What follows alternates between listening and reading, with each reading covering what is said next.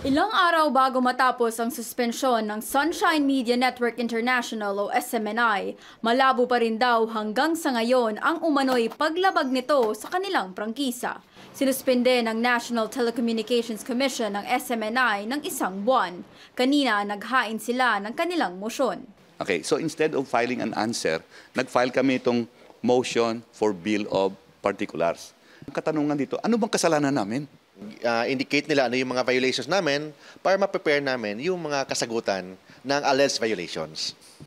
Nagtataka daw ang mga abogado ng SMNI kung bakit tila inadopt lang ng NTC ang resolusyon ng House of Representatives. Itong kaso na dala ng show cause order na na-trigger naman ng pagtanggap nila ng House resolution, ay yung kaso na yun po, quasi-administrative case yun. Dito sa NTC. Iba yun. Iba rin yung sa House. Yun po, kapangyarihan, inquiry in aid of legislation.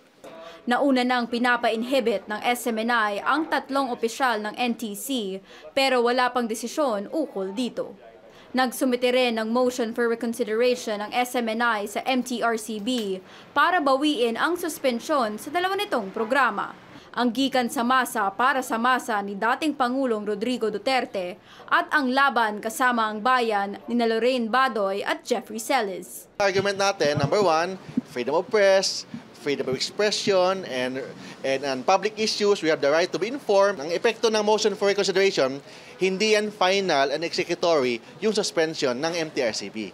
Sakali daw hindi sila pakinggan ng MTRCB, aapela raw ang SMNI sa Office of the President. Kinilala naman ng MTRCB ang karapatan ng SMNI para umapela. Masusi raw nitong aaralin ang MR alinsunod sa kanilang mandato. Ang suspensyon sa programa ni dating Pangulong Duterte ay bunsod ng reklamo ni ACT Teachers Party List Representative Franz Castro ukol sa umano'y pagbabanta ni Duterte sa kanyang buhay. Habang ang laban kasama ang bayan naman dahil sa umano'y maling impormasyon na inilabas nito ukol sa travel funds ni House Speaker Martin Romualdez.